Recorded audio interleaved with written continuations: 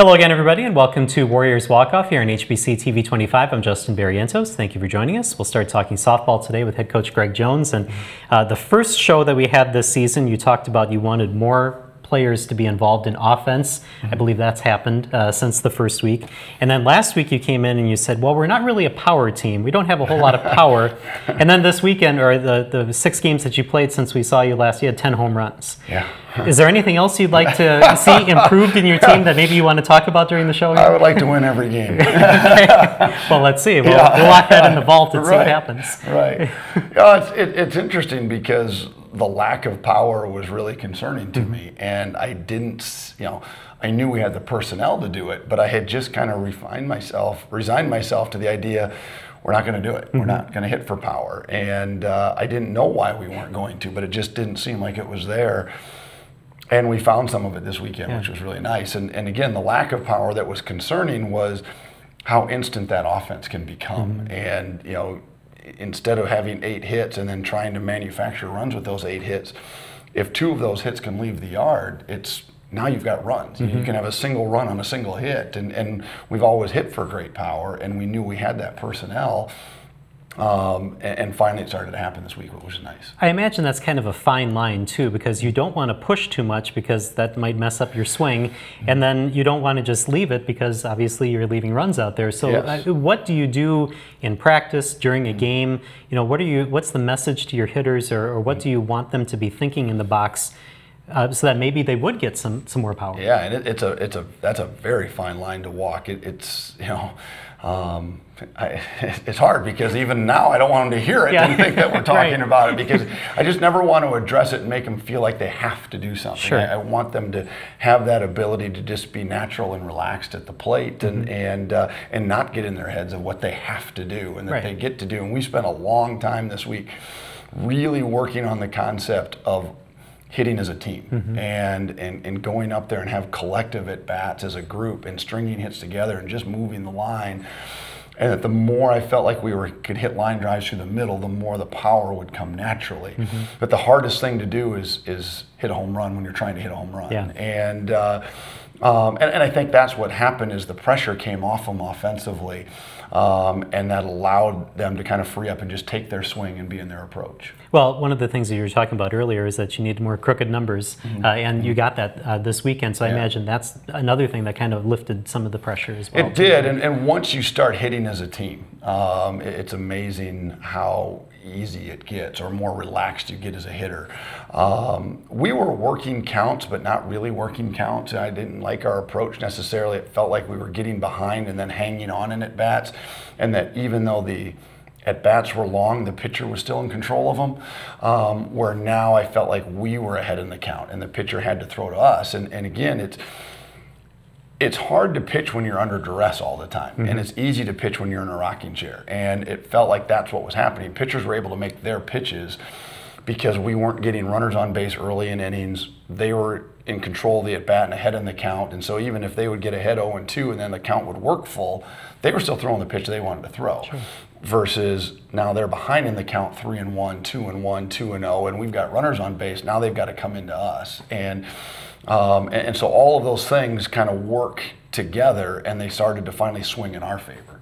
Well, and getting the 6 wins, obviously the offense did a big role in that, and then the pitchers, Jordan Clement had a really good weekend, I guess, winning 1 game and then coming in relief to win a 2nd game during one of the series. Talk about the way that the pitching shaped up this week. It was interesting with Joe, because all year we had talked about not knowing what her role was going to be in game 2, and were we going to use her as a relief pitcher, and we haven't had to at all. And all of a sudden we get to conference play, and right away, first weekend out, we went to it, and I didn't want to on a Saturday knowing we still had Sunday, but the situation presented itself. We decided to go for it, and she really threw well in relief. And then I didn't know what she'd have in the tank, because she hasn't had to do that a lot for us. And then she came out on Sunday and pitched a great game, and had to go extra innings again and threw 8 innings, and really, I don't know if it was 10 or 12 strikeouts, but double-digit strikeouts. But then Liz had a nice bounce back for us on Sunday, and Liz was great in relief for us coming out of the bullpen. Our bullpen this year has been our strength. Anytime we brought kids out of the bullpen, they've really done a great job. And as far as starting pitching, is it kind of set? You have your 1-2, it's Jordan first game and then Liz second game? I think at this point, until that changes, yeah, that's what we feel we're the most comfortable with.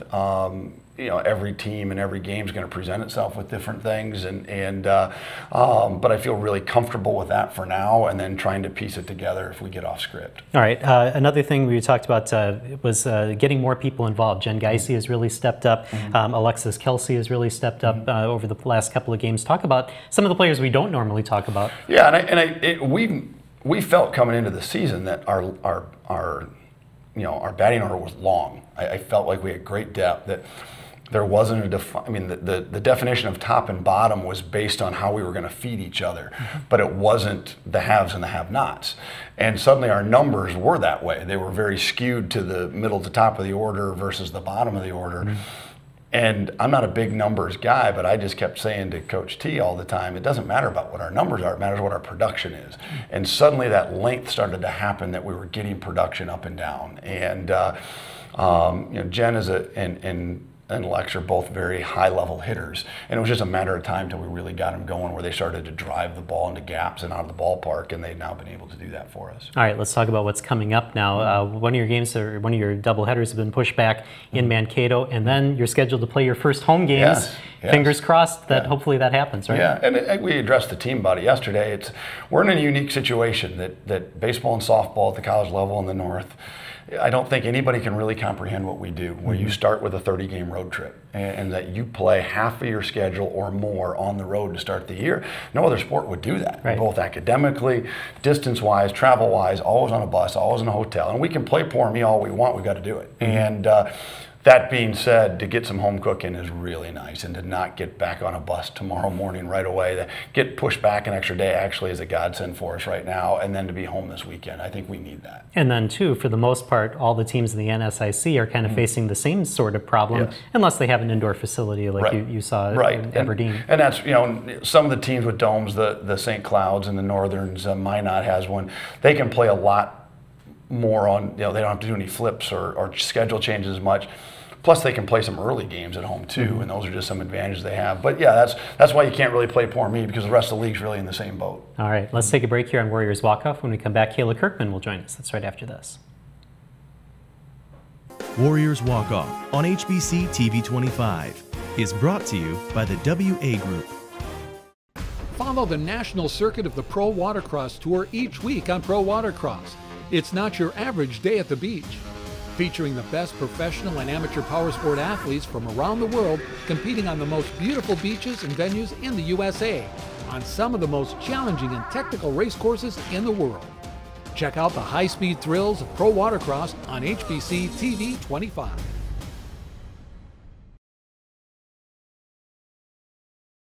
Business Internet just reached the tipping point. Tip your hat to the information age. Get a gig for business and upload robust files, complex videos, and compound reports at the same time, in real time, while saving time. For DISA and data, get a gig. Got it? Now get going. Get up to 1 gig internet or upgrade to a Gigabiz Choice bundle with telephone to save even more. Call 888-474-9995 to get started today. And welcome back to Warriors Walk-Off. Kayla Kirkman joins us. Thank you for being here today. Thanks for having me. We always like to find out who you were before you came to Winona State, so let's talk about your high school days in Burlington, Westosha Central, if I'm saying that correctly. Let's talk a little bit about your career. Obviously, Burlington was your main kind of rival, but what were some highlights from your high school career? Definitely. So freshman year, I got pulled up to varsity, and we won state that year, so that was definitely a highlight. And then I got to start the rest of the 3 years that I was there at shortstop, and yeah, that was pretty much it. Okay. And then your senior year, you broke the school record for stolen bases in a year. And in reading about you, you always had that speed, but you didn't want to shortchange your team by maybe being too aggressive on the base paths. What changed that senior year? So my sophomore and junior year, we had a bunch of power hitters that went on to play D1 and everything. So I didn't want to like run and get like called out, obviously.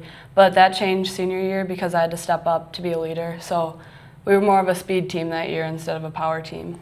Okay, Yeah. and then I understand that you're a natural right-handed hitter, but you had a shoulder injury, Yeah. which then made you switch to the other side of the plate and Right. change your stance to a slap hitter instead of just a normal hitter. How difficult was that transition? I struggled with it at first, but with a lot of practice and everything, it helped. Obviously, it got me to where I am today, so it's kind of a blessing in disguise. So kind of an odd question, but if pressed into it, if needed, could you still hit from the right side of the plate, or would that be kind of foreign to you now? I think I could if I needed to, but I don't think I would ever need to. Okay. Talk about what you saw in Kayla in the recruiting process that made you want her here at Winona State. Well, it's interesting because, first of all, we value her speed, and we were looking for speed. We were looking for presence at the top of the order, some get-on-base type of kids, and she was a kid we hadn't seen a lot, but had some interest in us, and we could see what she was doing at the high school level numerically and accolades-wise. And then she came to camp, and we have a couple kids, Ann Smolinski's another one, and they were both at the same camp. And it was our first real look at both of those kids, and they're a year apart, but you just that day in fall camp, like, yep, want both of them. And you know, watching Kayla specifically, you know, we weren't doing any times or running home to first or things like that. It was just how aggressive she was even within the box, and just watching her fire and watching her be aggressive, that you knew she already had that part of it down, that first step, and how explosive she was. And just jumped off the page with all the other kids we had there. And we always say camp's not about evaluation, but it is when they're that good. So. All right, let's talk a little bit about the transition then from high school to college. What were your expectations about playing time, you know, maybe success that you'd have your first year out of high school? I didn't know how it would go. I didn't think I would get much playing time just because of how the recruiting process went. But I figured I would just be like a pinch runner or something. But I managed to work my way up there.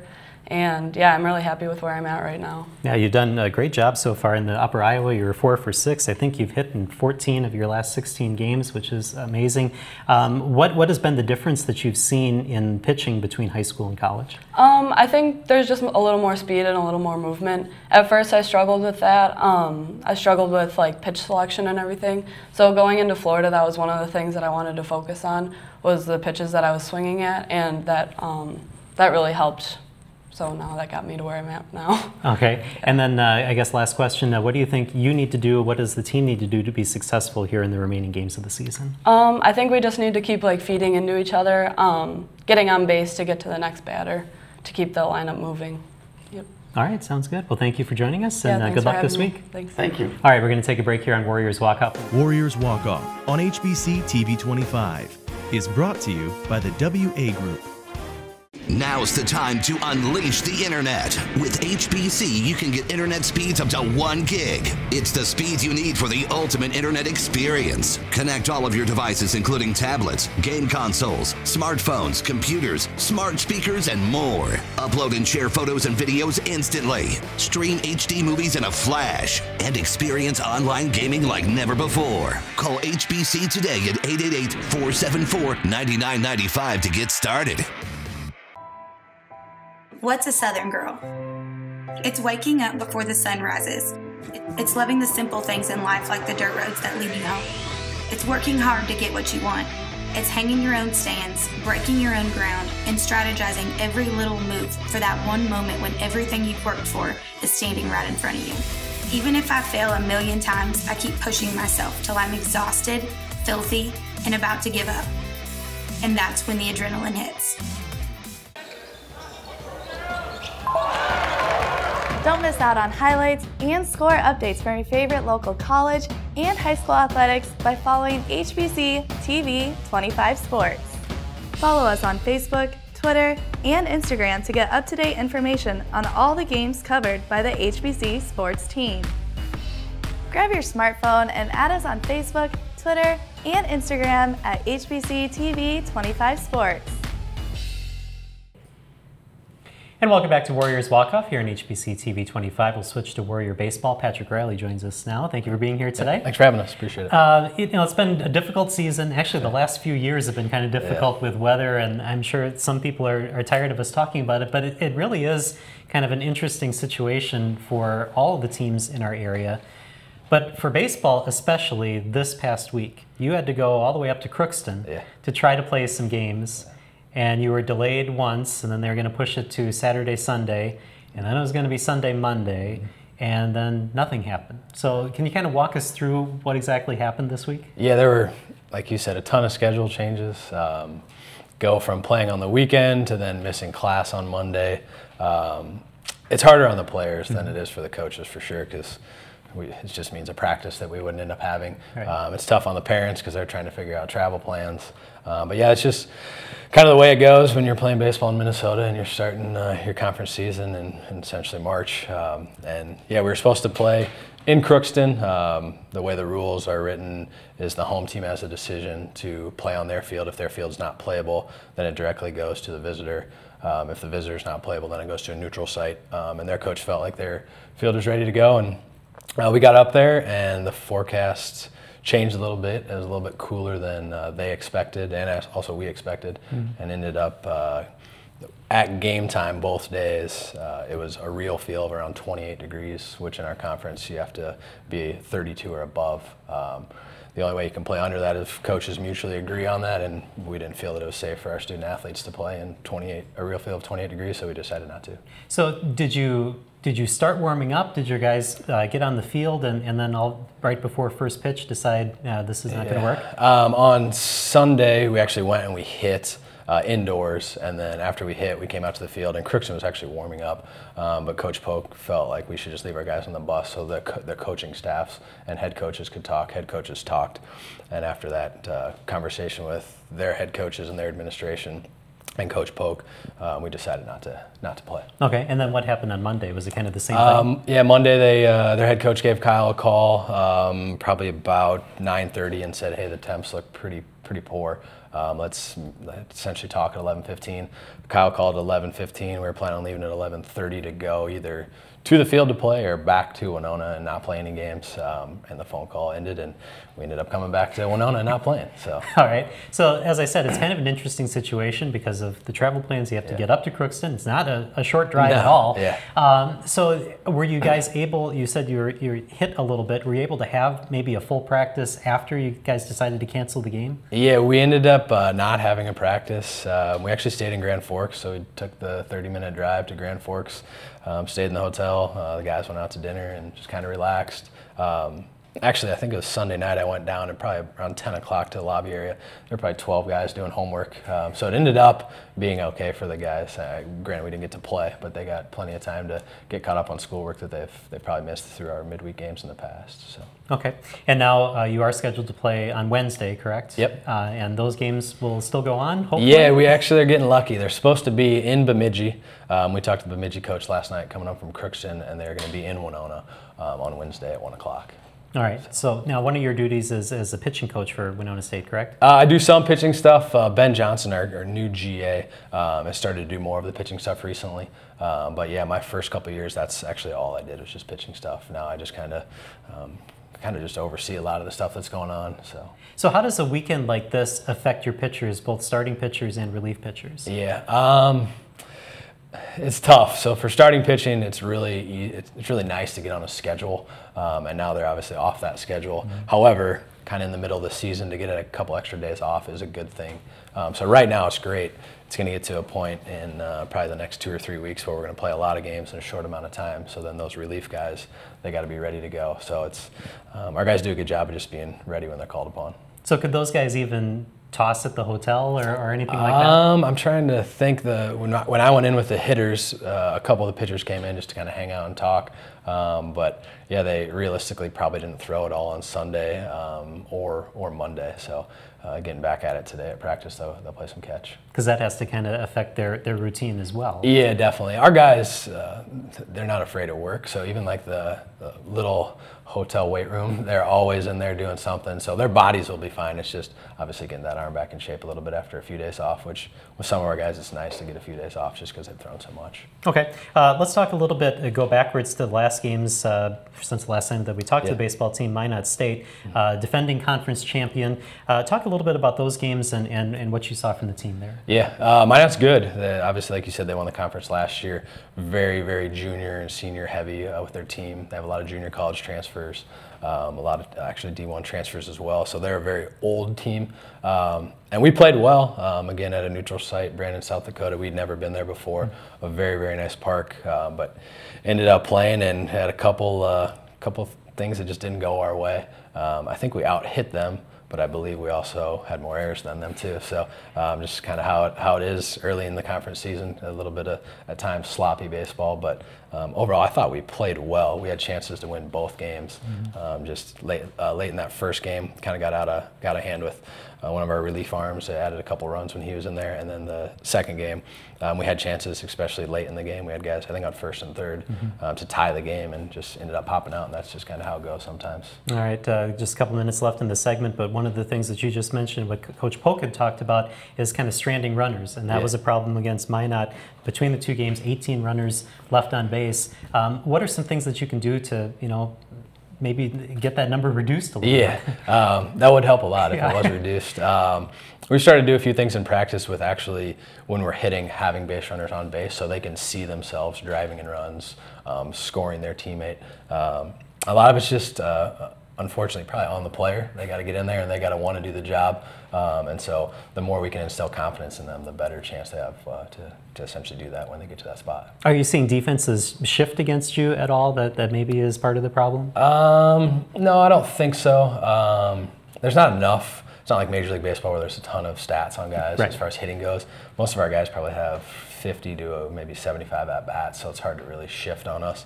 But there will be some tendencies when guys get 2 strikes where you see defenses essentially come in and shade to the opposite field a little bit. But for the most part, we just got to do a better job of clutching up in those situations and driving runs. All right, and last question here is some of the younger guys have really kind of stepped up on this team. Talk about some of the youth that you have on this team. Yeah, we got a lot of, even from last year, guys that are now sophomores. Tanner Williams, sophomore, Zach Stang, a sophomore. They're guys we count on every day to hit early in the lineup, whether that's 1, 2, or 3. And then we got some younger guys as well who have stepped up. You got guys like Justin Furpos, who's thrown really well out of the bullpen. Kyle Gendron as well. He's been a starter for us a few times. Pitched really well, threw really well against St. Cloud. We just didn't score for him. But yeah, we've got a core group of young guys who do really well, and it mixes well with the older guys that we have as well. All right, we're going to take a break here on Warriors Walk Off, and when we come back, Nick Livanski will join us right after this. Warriors Walk Off on HBC TV 25 is brought to you by the WA Group.